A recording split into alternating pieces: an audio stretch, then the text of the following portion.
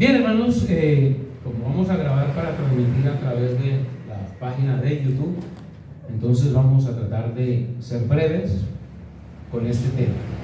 Yo quiero que hablemos de la economía bíblica. Vamos a hablar de la economía bíblica. Vamos a hablar de todo lo que tiene que ver con el asunto de la economía de Dios.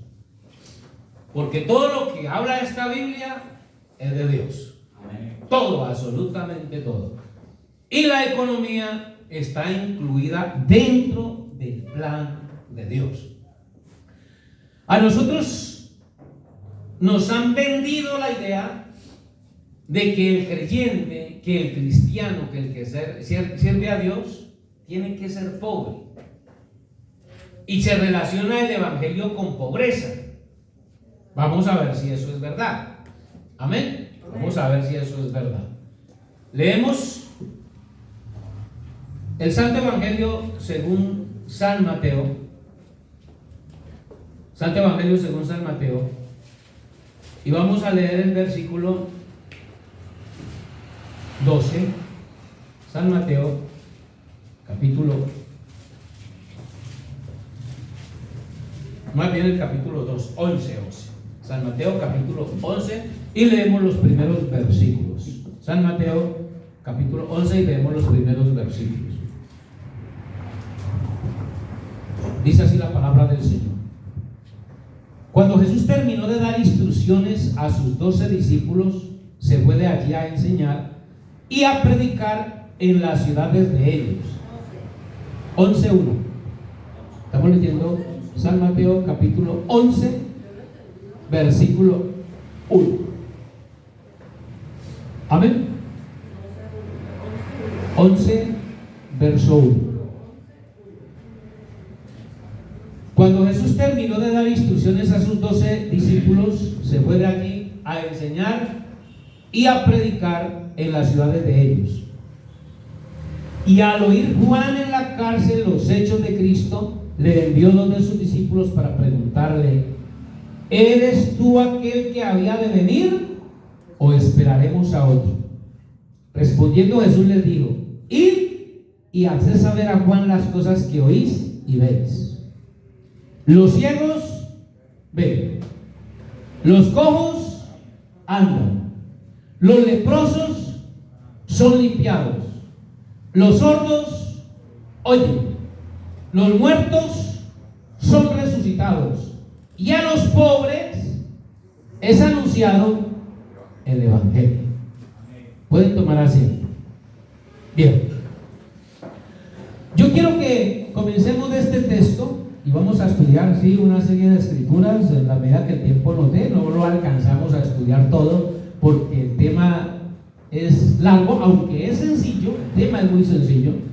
El gran problema con la Biblia no es si se entiende o no se entiende. Aquí el problema con la Biblia es si se cree o no se cree.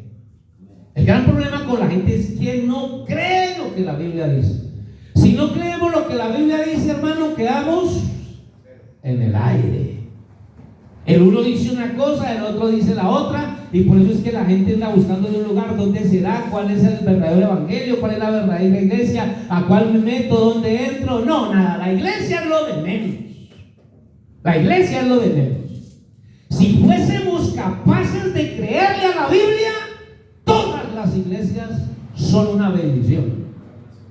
Si los católicos le creyeran a la Biblia, serían una bendición. Si los protestantes le creyeran a la Biblia, serían una bendición.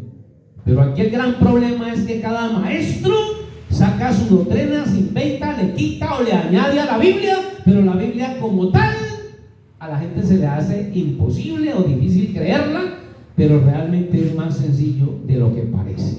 Bien, leamos el versículo. Juan está en la cárcel, y aunque Juan fue el que presentó a Jesús como el Salvador, Juan fue el que le dijo al mundo: he aquí el Cordero de Dios que quita el pecado del mundo. Este es de quien yo les dije que venía uno más poderoso que yo, el cual los iba a bautizar con Espíritu Santo y con fuego. Él es el Mesías, Él es el Salvador.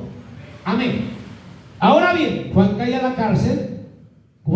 cárcel y él comienza a vivir unos conflictos espirituales.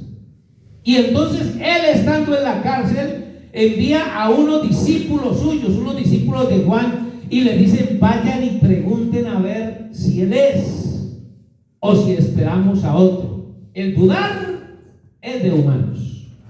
El dudar es de humanos. Y las crisis nos hacen dudar. ¿Cuántas veces nosotros le hemos preguntado al Señor: Señor, ¿dónde estás? ¿Qué pasó? Elías, el gran profeta de Dios, en un momento dado entró en una contienda con Dios y le dijo: Señor, acabe con esto. Yo no soy mejor que mis padres. Quíteme la vida. Yo no quiero vivir. La Biblia dice que deseaba morirse, porque realmente había hecho cosas gloriosas y Dios se había manifestado en él. Y pues suele suceder, hermano, que cuando viene la crisis, a uno se le olvidan las cosas gloriosas, a uno se le olvidan las maravillas y los prodigios. Así somos los seres humanos. Por eso es que la Biblia dice que aunque nosotros seamos infieles, Él permanece fiel. Y en esos momentos de soledad, en esos momentos de angustia, Él sigue estando con nosotros, aunque a usted le cueste trabajo de creer. Y entonces el apóstol Juan, o el profeta Juan el Bautista, le envía a uno de sus discípulos para preguntarle: ¿eres tú aquel que habría de venir o esperaremos a otro? Respondiendo, Jesús les dijo: id y haced saber a Juan las cosas que oís y veis. Es decir, que esos dos discípulos de Juan comenzaron a ver y a oír lo que Jesús hacía. Oían y veían lo que el Señor Jesús hacía. ¿Qué vieron ellos? Que los ciegos ven. Ojo. Que el Señor Jesucristo vino para darle un cambio a las cosas. Eso no es que se encontró a los ciegos y siguieron ciegos. Los ciegos ven, los cojos andan. Es decir, que Él viene a cambiar las circunstancias de cada persona. Los leprosos son limpiados. ¿Siguieron siendo leprosos? ¿Los que se encontraron con el Señor siguieron siendo leprosos? No. ¿Los ciegos que se encontraron con el Señor siguieron siendo ciegos? No. ¿Los cojos siguieron siendo cojos? No. ¿Los sordos? Oye, los muertos son resucitados. Y aquí viene la parte que nos interesa. Y a los pobres es anunciado el Evangelio. Ahora mi pregunta: ¿para qué se le anuncia el Evangelio a los pobres? ¿Para que sigan siendo pobres? ¿Se dan cuenta de lo que es el Evangelio? El Evangelio es para pobres, pero no para que sigan siendo pobres. Salmo 113 y el versículo 1. Salmo 113, versículo 1. Por ahí algunos hablan del Evangelio de la prosperidad. La gente dice acá: no, que es el Evangelio de la prosperidad. Y señores, pero es que el Evangelio de Cristo es el Evangelio de la prosperidad. El Evangelio de Cristo es de prosperidad. O por lo menos eso encuentro yo en la Biblia. Claro que sí, hay cristianos que han sido pobres, se han quedado en la pobreza, pero esos cristianos no han quedado pobres porque Dios los ha empobrecido. El que ha empobrecido a esos cristianos es el diablo, es el enemigo. Son los emperadores que les quitan lo que tienen por envidia. Porque los cristianos debemos de ser prósperos siempre y cuando, eso sí, hay una condición: siempre y cuando le creamos a Dios. Porque yo no conozco bendición para los incrédulos. Salmo 113, verso 1. Alabad, siervo del Señor. 113. 113. Alabad, siervo del Señor, Alabad el nombre del Señor. Sea el nombre del Señor bendito desde ahora y para siempre. Desde el nacimiento del sol hasta donde se pone, sea alabado el nombre del Señor. Excelso sobre todas las naciones es el Señor, sobre los cielos su gloria.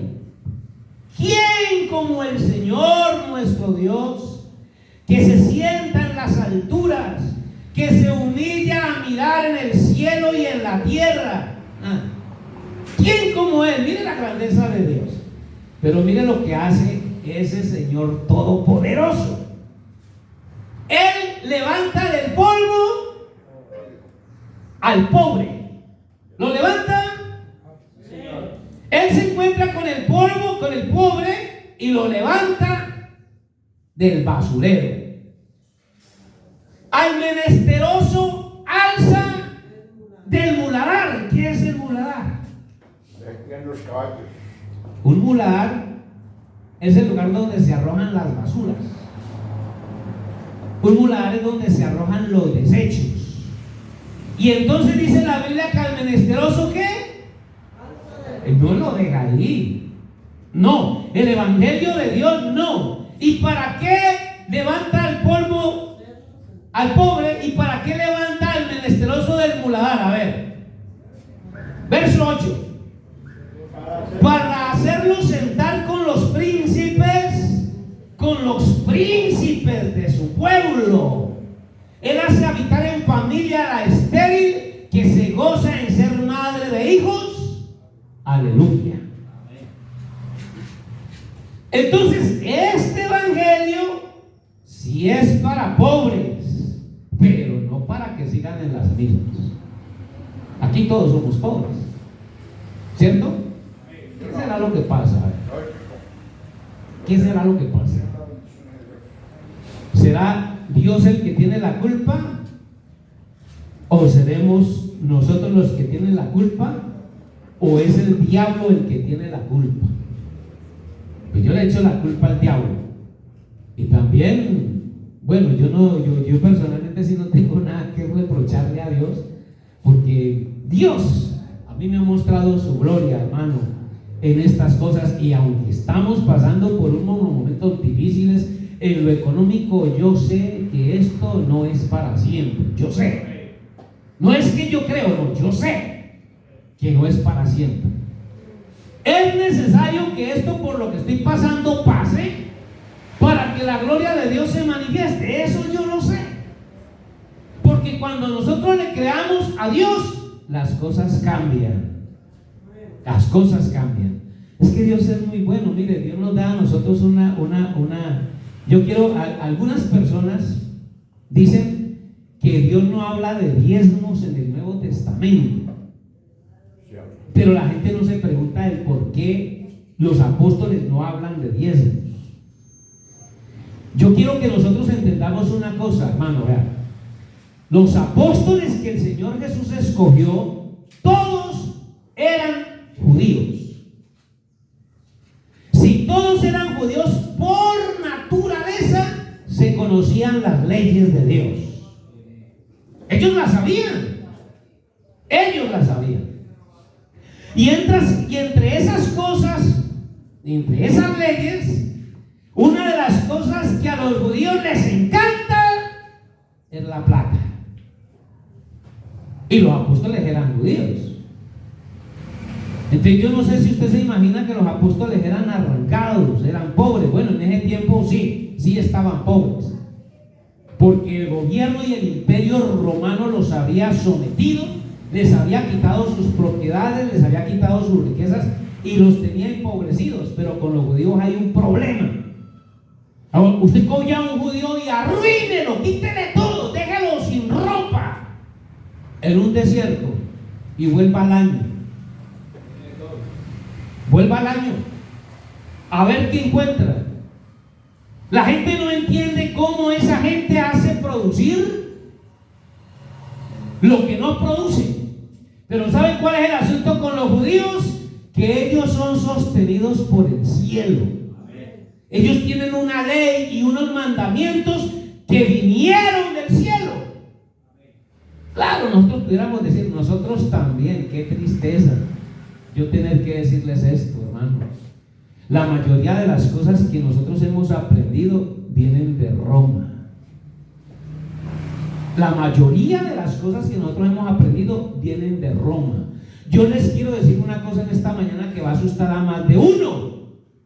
Pero la Biblia, para la mayoría de evangélicos modernos, está virgen. No la conozco. No la conocen. ¿Por qué? Porque la mayoría de evangélicos van a una iglesia a hacer bulla, a tumbar bancas, a gritar y a patallar como locos, a moverse con la música, ruido de tambores. Parecemos a los indígenas que giran alrededor de un tambor. Pero de conocimiento de Dios, nada. Los pastores no pueden predicar esta Biblia porque se les daña el negocio. Los echan de la iglesia. Los pastores denominacionales dicen, eso es verdad, pero nosotros no lo podemos predicar. Y por eso la mayoría de pastores ven al rebaño como ovejas. La mayoría de pastores ven al rebaño como ovejas. Y si usted tuviera ovejas, ¿para qué las tiene? A ver, ¿para qué un pastor? Bueno, un pastor es otra cosa diferente. Pero esto no solamente se consideran pastores, porque un pastor es una persona que contrata al dueño para que cuide sus ovejas. Y un pastor está para cuidar el rebaño. Pero ¿para qué quiere usted ovejas? A ver, ¿yo para qué compraría vacas? Para ordeñarlas, para que me saquen terneros, para engordarlos, y cuando ya están gorditos, los vendo. Cuando las vacas ya no dan leche, les cortamos la cabeza y nos comemos la carne y nos llenamos los bolsillos. Esos son los pastores de las iglesias. Esos son las religiones. Pero un hombre lleno del Espíritu Santo, un hombre venido del cielo, es otra cosa. Juan capítulo 10. Juan capítulo 10.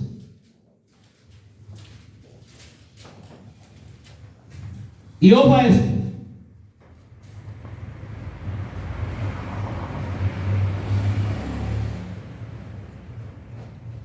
Verso.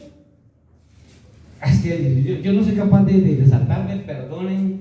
Verso 1. Yo quisiera hablar al 7, pero es que siento que me queda como que si les estuviera dando la mitad del pan nomás. Juan 10, verso 1. De cierto os digo, el que no entra por la puerta en el redil de las ovejas, sino que sube por otra parte, ese es ladrón y salteador. Ya el Señor Jesús dijo, y pastores que me están escuchando por YouTube, no se enojen conmigo. Esto lo dijo el Rey de Reyes y Señor de Señores. El que no entra por la puerta es un ladrón y es un salteador. Ahora les digo, ¿cuál es la puerta?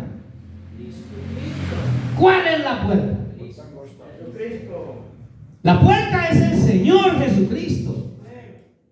Pero no es tanto Jesucristo como persona o como hombre, sino que la puerta es el mensaje que viene empaquetado en Cristo. Es decir, que la puerta es la palabra de Dios encarnada en un hombre. Es la Biblia sin quitarle un punto, sin quitarle una jota, sin quitarle libros. Porque las iglesias le quitan libros enteros a la Biblia. Por ahí hablaba con unos pastores y no se puede predicar Génesis. Según ellos, no se puede predicar Génesis, los echan. Donde ellos prediquen Génesis 3, dura más un banano en la puerta de una escuela que ellos en la iglesia. No pueden predicar 1 Corintios 12, 13 y 14. No se puede predicar eso. los echan. Y si de pronto le da por meterse con el libro de Apocalipsis, ¡ah! Sí que es cierto, los echan. Entonces, esos que no entran por la puerta, ¿qué son? Ladrones y salteadores. Si usted está en una iglesia donde no le pueden predicar la palabra de Dios, perdone, pero a usted lo está dirigiendo un ladrón, a usted lo está dirigiendo un salteador. Así dice la Biblia. Amén.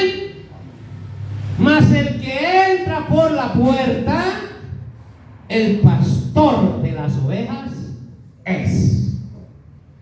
A este abre el portero, y las ovejas oyen su voz, y a sus ovejas llama por nombre y las saca. Aquí hay una parte muy importante, porque hay una puerta, ¿sí? Pero también hay un portero. Aquí hay una puerta, y allá está el hermano Alpeiro sentado, que es el portero. Entonces el que entra por la puerta es el pastor de las ovejas. A este abre el portero, las ovejas oyen su voz, y a sus ovejas llama por nombre y las saca. Cuando ha sacado fuera todas las propias, ¿a dónde va ella? ¿A dónde va el buen pastor? ¿A dónde? ¿A dónde va el buen pastor? Va delante de las ovejas. Él no va detrás. No.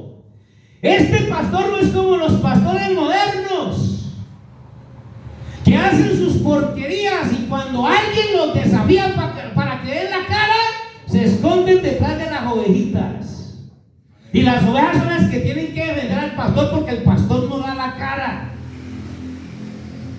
Esos pastores no dan la cara. Yo he invitado a más de uno, y hasta ahorita no me ha salido el primero para que hablemos de estas cosas.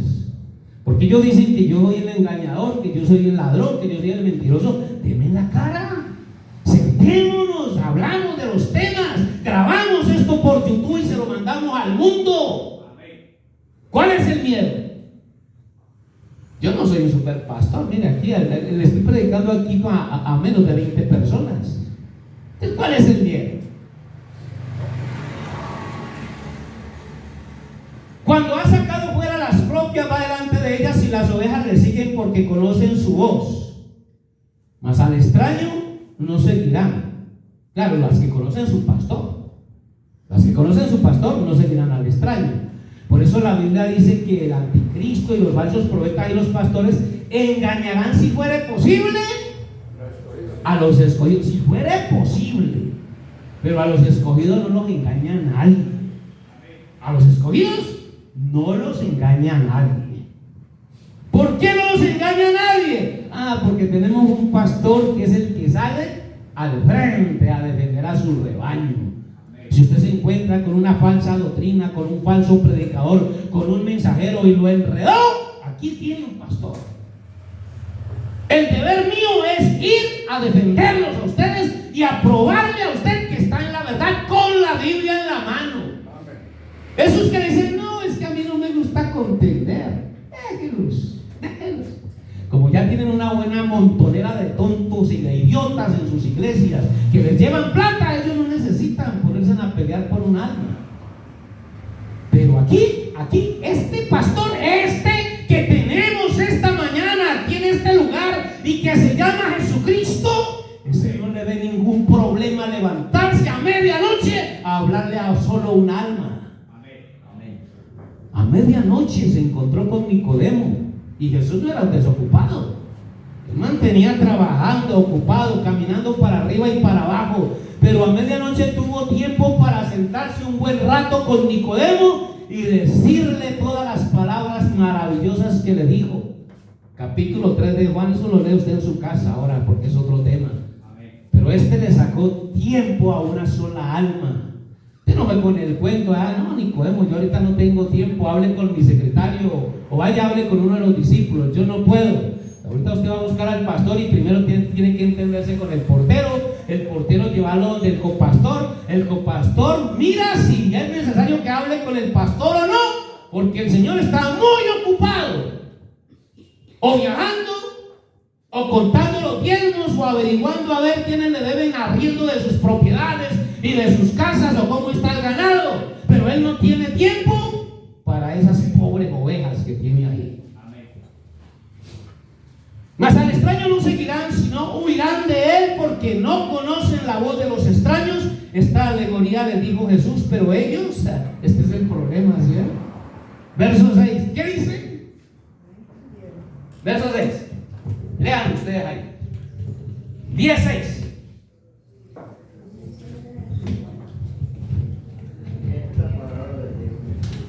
Esta alegoría les dijo Jesús, pero ellos ¿qué? No entendieron qué era lo que les decía. Tremendo. ¿Ustedes me están entendiendo? ¿Cuántos están entendiendo esta mañana? Qué bendición, hermano. Qué bendición.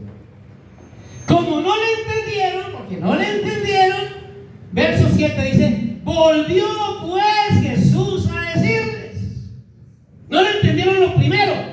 No entendieron la puerta, no entendieron que el que entraba por otra parte era ladrón y salteador, no entendieron que el que entra por la puerta es el verdadero pastor, no entendieron eso.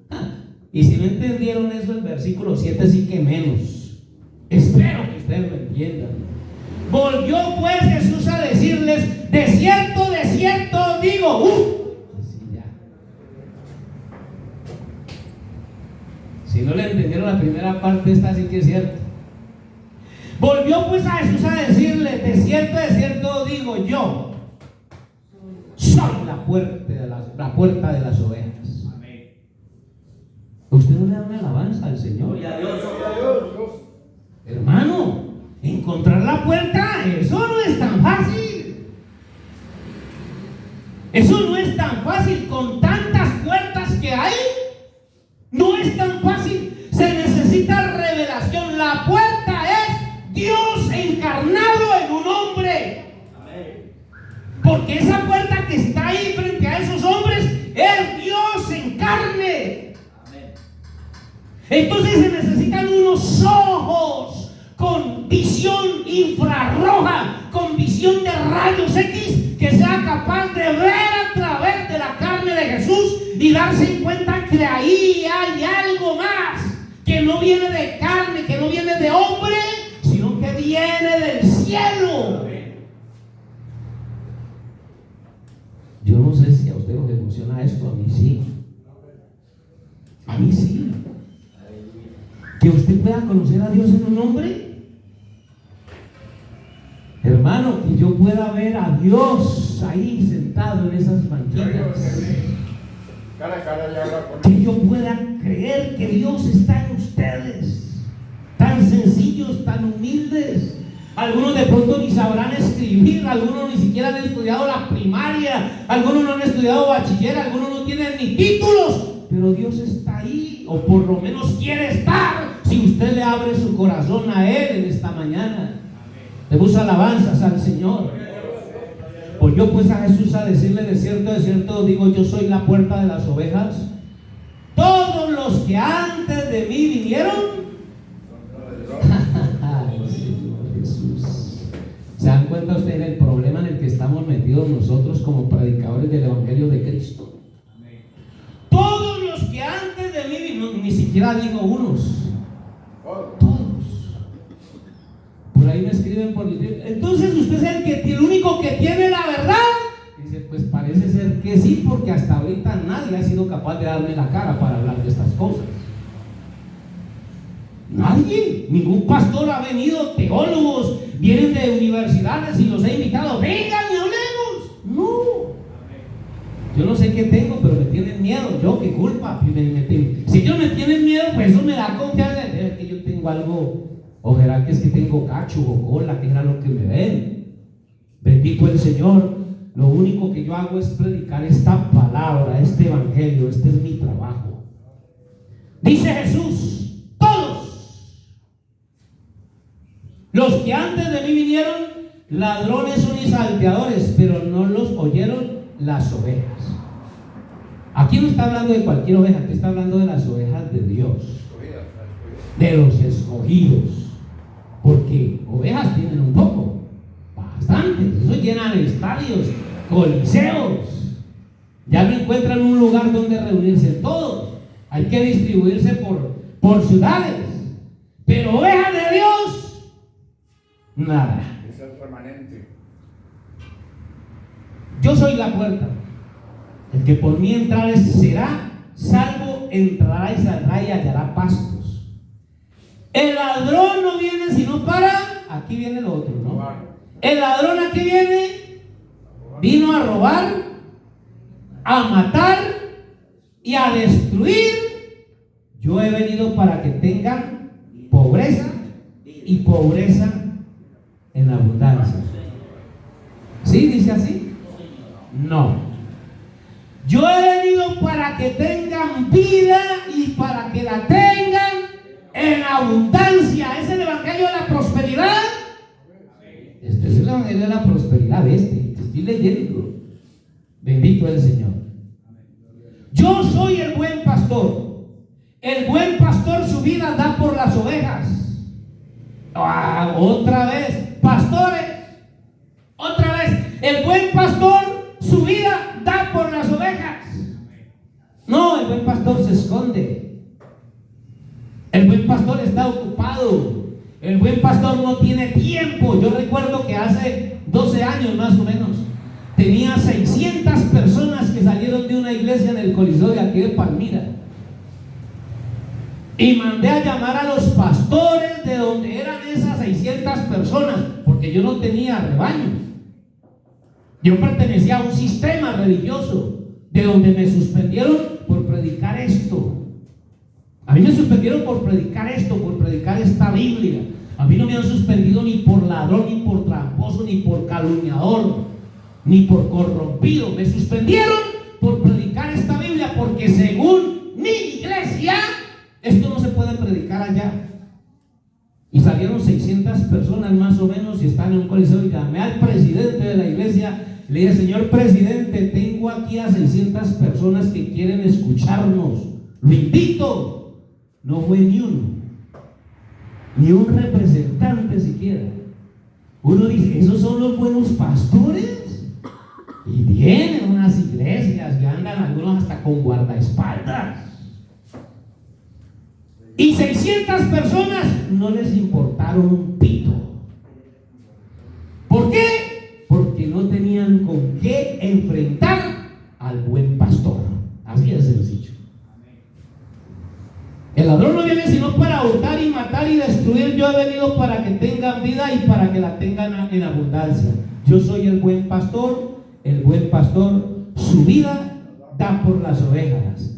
Mas el asalariado, y que no es el pastor, ojalá que me escuchen los asalariados, de quien no son propias las ovejas, ve venir al lobo y deja las ovejas así, huye, y el lobo arrebata las ovejas y las dispersa. Yo sí que sé de esto. Así que el asalariado huye porque es asalariado y no le importan las ovejas. Yo soy el buen pastor, dice el Señor. Conozco mis ovejas y las mías me conocen. Eso sí, son poquiticas. Son poquitas. La Biblia dice: no temáis manada pequeña. No temáis manada pequeña. Al Padre le ha placido daros el reino. ¿No se siente usted bendecido esta mañana, hermano? ¿No le da usted una alabanza al Señor? Que usted sea una de esas ovejas de esa pequeña manada, pero por la cual el cielo mueve lo que tenga que mover por bendecirlo a usted. Bendito el Señor.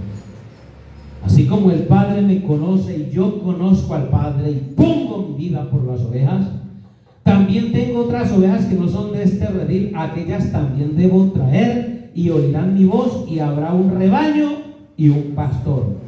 Por eso me ama el Padre, porque yo pongo mi vida para volverla a tomar. Nadie me la quita, sino que yo mismo la pongo. Tengo poder para ponerla y tengo poder para volverla a tomar. Este mandamiento recibí de mi Padre. Verso 19: Volvió a haber disensión entre los judíos por estas palabras. Ya me imagino cuántos por allá, a través de este medio, estarán contendiendo, disensión entre ellos por estas palabras que estoy leyendo aquí en esta mañana, que las dice el mismo Espíritu Santo que estaba allá. Amén. Muchos de ellos decían: demonio tiene. A mí me escriben por ahí cada rato: usted está endemoniado y está fuera de sí, ¿por qué le oís? Decían otros: estas palabras no son de endemoniado. ¿Puede acaso el demonio abrir los ojos a los ciegos? Ojalá y que en esta mañana haya por ahí algún ciego, que sus ojos sean abiertos por medio de este mensaje, que Dios toque sus corazones y vengan al conocimiento de esta vida. Dios les bendiga. Aquí me despedimos, aquí podemos cerrar el canal. Bendiciones.